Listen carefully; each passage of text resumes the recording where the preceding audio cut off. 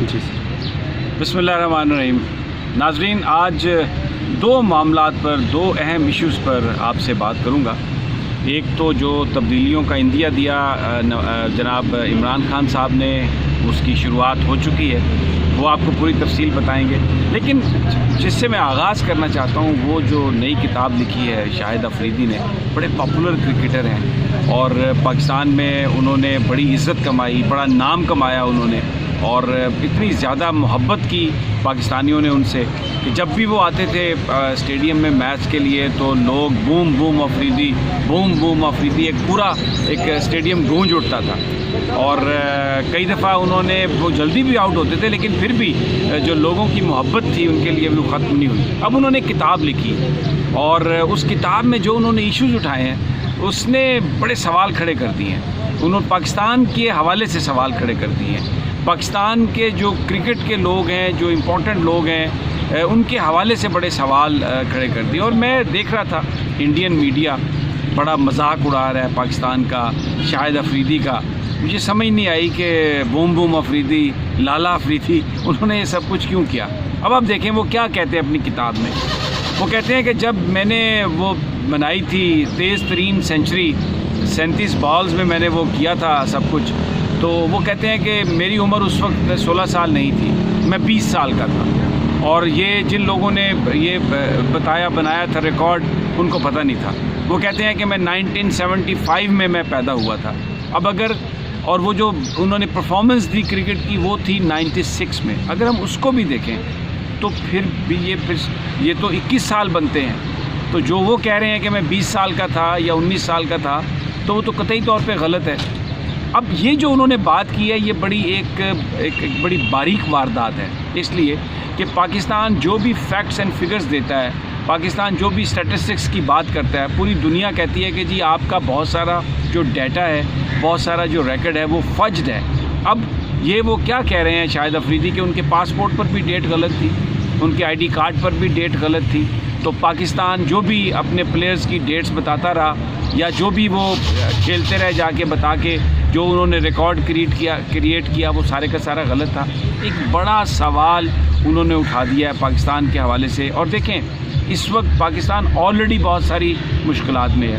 FATF کیا کہہ رہا ہے، فائنینشیل ایکشن ٹاسک فورس، کہ پاکستان کے اندر جو معاملات ہیں وہ صحیح نہیں ہے، ٹیرر فائنینسنگ ہو رہی ہے، اور جو ریکارڈ ہے وہ کچھ اور بتا رہا ہے اور جو کیا جاتا ہے وہ کچھ اور ہے. تو یہ ایسے موقع پر اس کتاب میں یہ جو چیز آنی ہے، اس نے ایک انڈیا کو موقع فراہم کر دیا کہ وہ پاکستان کے حوالے سے، پاکستان کے اعداد و شمار کے حوالے سے وہ کوئی بھی پوائنٹ اٹھا سکے. ہو سکتا ہے شاید افریدی صاحب کے دل میں یا ذہن میں اس وقت یہ بات نہ ہو جس وقت جو کتاب لکھ رہے تھے، لیکن یہ ون آف دا کانسیکوینسز ہیں. یہ ایک بڑا اثر ہے جو پاکستان پر ہونے جا رہا ہے. پھر انہوں نے جو، اب دیکھیں سارے جو یہ پاکستانی ٹیم کے پلیئرز ہیں، یہ سارے کے سارے بہت، یہ پاکستان میں ان کی جو حیثیت ہے وہ آئیکونک ہے، ان کو ہیرو سمجھا جاتا ہے. اب جو اگلی بات انہوں نے کہی ہے جس میں انہوں نے جاوید میاں صاحب کے بارے میں کہا ہے، اب اس کے دو پہلو ہیں جن کو میں دیکھ رہا تھا. ایک تو یہ کہ ہمارے ہیرو بھی اگر ہم دیکھیں تو اپنی ذاتی زندگیوں میں کس طرح وہ چھوٹے چھوٹے قد ہیں ان کے، بونے ہیں، لیکن ہمارے تک وہ انفارمیشن ہی نہیں آتی. اور اب اگر جاوید میاں کے بارے میں یہ کہا شاہد افریدی نے کہ جب انڈیا سے ان کا میچ تھا پاکستان کا، اور اس سے پہلے ان کو پریکٹس کرنے کی اجازت نہیں دی انہوں نے، اور وہ ڈر کے چھپ کے پتہ نہیں ایک ٹیپ بال سے، جس کے اوپر ٹیپ لگی ہوئی بال پہ، اس سے وہ پریکٹس کرتے رہے. تو یہ کس قدر افسوسناک بات ہے کہ یہ جو بڑے بڑے لوگ ہیں، جو بڑے بڑے نام ہیں، وہ آئیکونک فگر ہیں، تو یہ کس طریقے سے نئے آنے والوں کو ٹریٹ کرتے ہیں. یا شاہد افریدی صاحب کوئی اگر ایگزیجریشن سے کام لے رہے ہیں اور یہ نہیں تھا واقعہ اور وہ اس طرح بیان کر رہے ہیں، تو یہ بھی کتنی افسوسناک بات ہے. اس لیے کہ شاہد افریدی بھی ہمارے ہیرو اور جاوید میاں بھی ہمارے ہیرو. اب جاوید میاں نے اس بات کی مکمل تردید کی. انہوں نے یہ کہا ہے کہ یہ میں اپنا معاملہ اللہ پر چھوڑتا ہوں، اور یہ کیسے ممکن ہے کہ انڈیا کے خلاف ہمارا میچ ہو، پاکستان کھیلنے جا رہا ہو، اور میں شاہد افریدی کو یہ کہوں، کسی بھی کھلاڑی کو کہوں کہ وہ نہیں کریں گے، پریکٹس نہیں کریں گے. تو یہ ایک عجیب سی انہوں نے کنٹروورسی کی ہے. پھر وقار یونس کے حوالے سے یہ کہا ہے کہ وہ ایک بہت اس طرح کے وہ اچھے کوچ نہیں تھے اور وہ بڑی سختی سے بات کرتے تھے، اور اپنا جو ان کا جو شاہد افریدی کا جو ایشو تھا وسیم اکرم صاحب کے ساتھ اور وقار یونس کے ساتھ، جس میں بہت زیادہ میڈیا میں بھی آیا تھا کہ یہ سارا کپتانی کا رولا تھا. تو اب دیکھیں کہ یہ جو ہیروز ہیں، بیسیکلی یہ جو ہمارے پلیئرز ہیں یا جو ہمارے آرٹسٹ ہیں، ان کو ہم ریئل سیلیبریٹی کہتے ہیں. اب یہ جو سیلیبریٹی ہیں ہمارے، یہ کیا ایک پوسٹنگ کے لیے، کپتان بننے کے لیے اس طرح ایک دوسرے کو نیچا دکھاتے ہیں، اس طرح سے ایک دوسرے کے ساتھ ٹریٹ کرتے ہیں؟ کیا اس طرح کی ڈیلنگ ہوتی ہے؟ تو یہ اوور آل ہمارا جو ہماری جو سوسائٹی ہے اس میں جو اس وقت نیچے، جسے ہم ترقی معکوس کہہ سکتے ہیں، کہ بجائے اچھائی ہونے کے، بجائے مورلی اسٹرانگ ہونے کے جو چیزیں سامنے آ رہی ہیں، اس سے پتہ چل رہا ہے کہ ہم اخلاقی طور پر کتنے کمزور ہیں، مورلی ہم کتنے کمزور ہیں.